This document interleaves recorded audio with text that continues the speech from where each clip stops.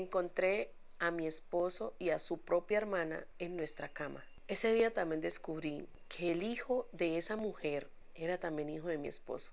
Era una de las cosas que él había callado, aunque él me había contado toda la triste historia de lo que a ellos dos les había pasado, que ya yo se las voy a contar a ustedes, había omitido el detalle de decirme que su sobrino no era su sobrino, sino su hijo. Me di cuenta que su hermana no era la única enferma, porque esa muchacha tenía ciertos problemas y yo por eso y por todo lo que él me contó había tomado la decisión de ayudarlos. Pero después me di cuenta que lo que a ellos en un momento los habían obligado a hacer, a él le había quedado gustando y que yo no me iba a prestar para eso. Me daba asco tener ese hombre a mi lado.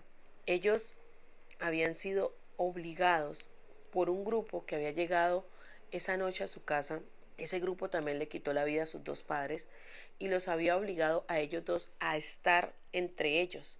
Después de que ellos dos habían estado, varias personas de ese grupo habían abusado de la hermana de él y habían abusado de mi esposo. Cuando él me cuenta todo esto, como me lo había contado cuando éramos amigos, yo empiezo a sentir como un pesar con él, porque yo sé algo que tenía claro en mi vida, que el día que yo me casara, yo iba a vivir con un hombre y solo con ese hombre porque íbamos a formar un hogar, porque yo ya había tenido una experiencia con un novio en la que la familia de ese novio, las cuñadas mías, habían sido piedra de tropiezo entre nosotros. Entonces yo dije, uy, no, yo voy a tratar ni siquiera de mis cuñadas ser amigas. Pero con este chico se marca una diferencia, porque me dio como pesar con esa muchacha. Yo a él lo conozco en mi lugar de trabajo. Yo trabajaba en un puesto de comidas rápidas. A él lo contratan como planchero, o sea, para trabajar en la plancha asando las carnes, todo. Entonces, él llega allí, el turno de nosotros siempre era de 5 de la tarde a 1 o 2 de la mañana. Nosotros llegábamos, nos poníamos que a pelar la papa, que hacer muchas cosas, ayudarle en la empresa y luego cada uno a su labor. Yo estaba en las mesas y él estaba en la plancha. Pero a veces nos quedaba tiempo porque habían días en los que pues no iban clientes o no se vendía casi y nosotros nos poníamos a hablar. Entonces es cuando él me cuenta a mí que él venía de un lugar que había sido sacado con su familia, pero que la única familia que a él le quedaba era su hermana. Su papá y su mamá habían sido pues de una manera muy fuerte, les habían quitado la vida, que él se avergonzaba de lo que él le había pasado, pero que él me lo quería contar, que yo le inspiraba confianza. Entonces cuando él me cuenta que de él también habían abusado, que habían abusado de su hermana y que inclusive los habían obligado a que estuvieran ambos. Ay, para mí era terrible esa historia. Yo le decía, Dios mío, yo no lo puedo creer porque hay gente que es así, porque se place en hacer daño. Y él decía que él miraba a la hermana y que él no se perdonaba haberla tocado, que él tenía a veces pesadillas. Y yo consideraba con él, yo le decía, no, tranquilo. Empiezo inclusive a llevarlo a una iglesia cristiana, que era donde yo me congregaba. Empezamos los dos a hablar, empezamos a ser novios y él me empieza a presentar a su hermana. Me cuenta que su hermana tenía cierta discapacidad, que su hermana tenía un pequeño retraso, que había sido evaluada, que era como nivel 2, que su hermana estaba medio de chave. Su hermana estaba en embarazo. Cuando yo lo conocí en la plancha, la muchacha estaba en embarazo. Que su hermana estaba embarazada y yo le dije, vamos a llevarla a la iglesia, tranquilo. Entonces empezamos a ir los tres a la iglesia. En la iglesia, como yo ya era antigua en este lugar, hicimos fondos para recogerle para el bebé, se le organizó inclusive hasta un baby shower. Nace una relación entre los tres, de amigos al principio, luego ya yo me hago novia de él y él me dice que nos casemos, que yo soy una mujer que le transmito estabilidad, que yo soy una mujer que lo hago sentir al bien y nos casamos. En lo humilde que yo podía ofrecerles a ellos estaba el segundo piso de la casa de mis padres, porque mis padres, pues nosotros teníamos una casa y mis papás habían construido el segundo piso. Mi papá al ver que yo me casaba, pues me lo da para que yo iba con ellos, pero era un lugar humilde. Y ellos me decían a mí que para ellos eso era un palacio porque ellos venían de un destierro muy fuerte. Habían pasado por muchas cosas, inclusive que cuando llegaron a la ciudad habían dormido debajo de un puente. La historia de ellos era terrible. Entonces nos organizamos a vivir allí. Yo con ella empiezo a tener como cositas fuertes cuando nace el bebé de ella, porque yo veía que ella se quedaba dormida y el bebé lo dejaba por ahí, no le cambiaba los pañales. El bebé llegó a tener una pañalitis severa, una mujer muy dejada, muy descuidada, y él siempre me decía, mi amor, tenle paciencia, es por el retraso de ella no sabe ser mamá, mi amor. Que no. Entonces yo tomo a este bebé, lo amé con locura, yo lo sentía a mi hijo, sí, era mi hijastro. Y yo se lo llevaba a mi mamá y yo le decía, mami, ayúdale a ella, mami, mira. Y mi mamá me decía, bueno, mi mamá sí me decía, ay, mamita, esa muchacha está enferma para unas cosas, para otras no, para otras es bien viva. Se la pasa viendo series, se la pasa no sé qué, el bebé lo escucha llorar y no le importa. Entonces mi mamá y yo asumimos como el papel de ser las mamás de ese bebé. Mi mamá es la que lo era, la que lo cuidaba, mi mamá era la que estaba pendiente del bebé, le preparaba sus coladas, todo. Esa mujer se la pasaba durmiendo todo el día. Y yo le decía a él, mi amor, ¿por qué no le ayudamos a buscar a su hermana un trabajo acá? Así sea, a lavar los platos que recogemos de las mesas. Él me dijo, bueno, traigámosla. Hablamos con nuestro jefe, le dan trabajo, la llevamos a ella para allá, para la cocina, a que ayudara a lavar, partía la loza, lo hacía todo de mala gana, la echaron. Entonces yo le decía a él, mi amor, tenemos que ponerle a hacer algo. Pongámosla que, como le gusta tanto la televisión, a que vea manualidades, teja, aprenda a hacer cosas y vamos vendiendo o las rifamos. No las hacía. Entonces yo empiezo a tener varios problemas con él de diferentes tamaños, pero pues era el esposo con el que yo me había casado, era el hombre con el que me estaba congregando. Entonces en la iglesia donde nosotros dos nos reuníamos siempre me daban consejos, me decían, cuidado porque usted es una mujer sabia, usted es una mujer sana, usted es una mujer con sus 5 sentidos bien puestos, ella no. Entonces siempre me daban consejos y yo terminaba cediendo a todo. Obvio, no estoy diciendo que mi iglesia me hubiera aconsejado mal, no, mi iglesia lo hacía todo basado en la versión de ellos y en lo que ellos nos mostraban a nosotros. Y yo cedía a todo. Una vez él se me enferma, él me dice a mí que no puede ir, tenía una soltura estomacal terrible, que estaba muy malo, que no podía, que bueno. Él se queda en la casa y yo me voy para el trabajo. Entonces yo estaba en mi trabajo y yo me sentía como incómoda. Mi mamá me llama y me dice, hija, yo tengo el niño acá abajo y ni su marido ni esa muchacha han bajado por el niño. Yo ya me quiero acostar a dormir. Ya eran como las 10 de la noche. Yo empiezo a llamarlo a él al celular, no me contestaba. Yo le dije, mami, si quieres puedes subir y tocarle. Dijo, no, allá nadie contesta. Dijo, mami, ellos tienen una música a alto volumen. De pronto se quedaron dormidos, de pronto pasó algo. Ellos me hacían a mí creer que les daban unas crisis emocionales y que ellos ponían música y se ponían a gritar y a llorar los dos. Y yo le creía. Porque en varias ocasiones, cuando yo a veces inclusive tenía que salir con mi mamá o algo, mi papá me llamaba, me decía, hija, arriba hay música, y supuestamente eran las crisis existenciales de ellos. La crisis de ellos era que se revolcaban cada vez que hacían eso. Entonces yo de ver que mi mamá pues me estaba llamando tan seguido, le pido permiso a mi jefe sabía toda la historia de él, mi jefe también sentía como lástima por nosotros.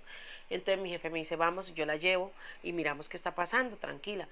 Mi jefe prende su moto, me lleva hacia la casa, llegamos a la casa, yo ingreso porque yo tenía llaves y yo empiezo a escuchar música.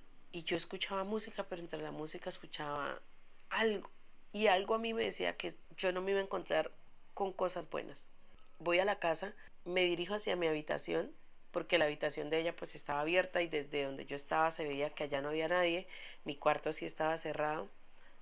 Yo subí con mi jefe y cuando yo abro mi puerta, yo veo esa imagen, mi esposo y su hermana, en plena acción. Y yo miraba eso y yo lo único que hice fue ponerme las manos en mi boca y mi jefe sale corriendo hacia donde yo estaba porque mi jefe pensó, después lo hablamos y mi jefe dice que él había creído que ellos por ahí se habían quitado la vida y mi jefe se viene corriendo y me toma y cuando los vemos a ellos, ellos estaban tan en su mundo, tan en su música, tan en lo que estaban haciendo, que ni se dieron cuenta que yo había abierto la puerta y la puerta había golpeado con la pared. O sea, ellos, yo no reaccionaba. Mi jefe me voltea y me dice, vámonos. Y yo le decía, ¿por qué? ¿Por qué me hacen esto? Y me le suelto a mi jefe y me voy contra él, lo empujo y le digo, ¿qué pasa?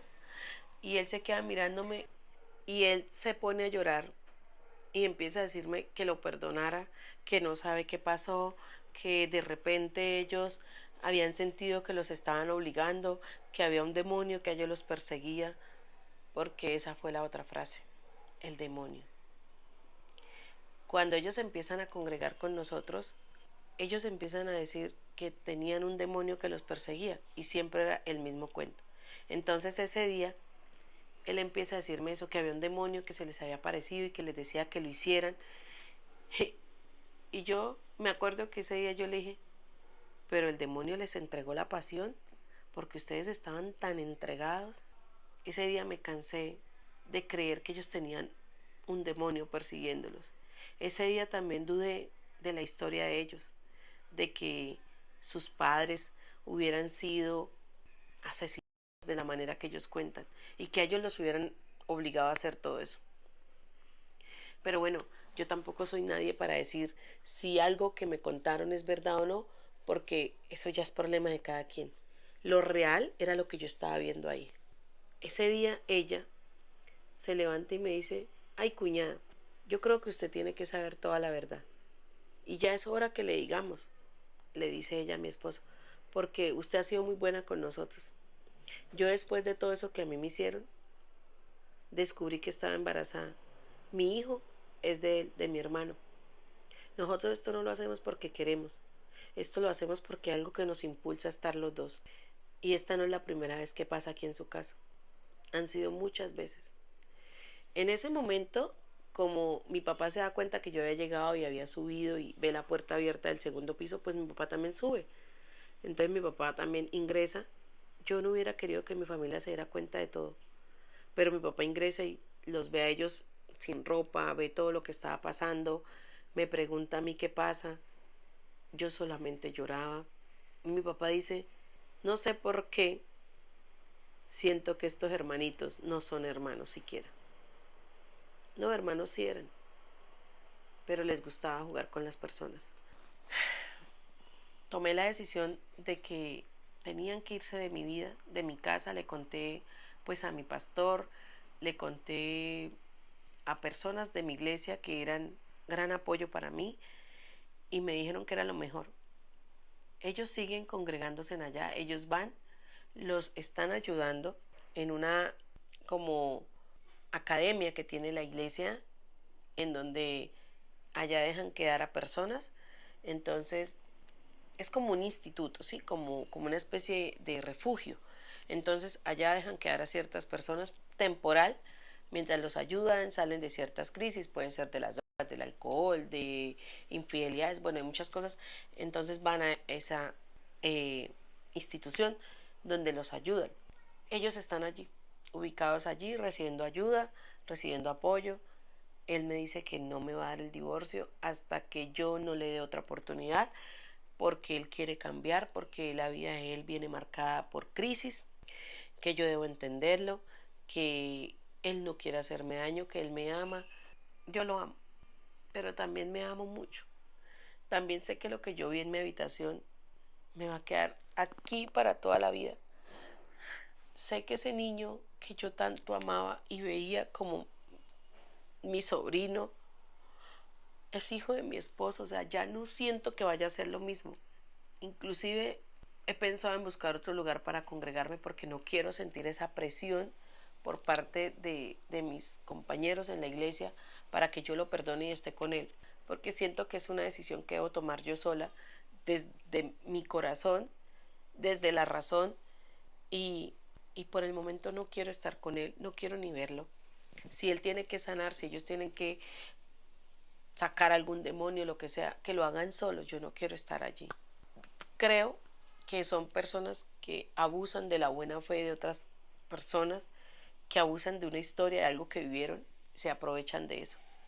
Por eso yo siento que de mí se burlaron y que los enfermos son ellos. A veces dudo de todas las historias que me contaron, porque hubieron noches muy chéveres entre nosotros, de películas, de crispeta, de hamburguesas y de hablar, donde ellos se desahogaban. Yo creo que me manipulaban. Esa es la realidad. Son unos enfermos. Para mí, son unos enfermos.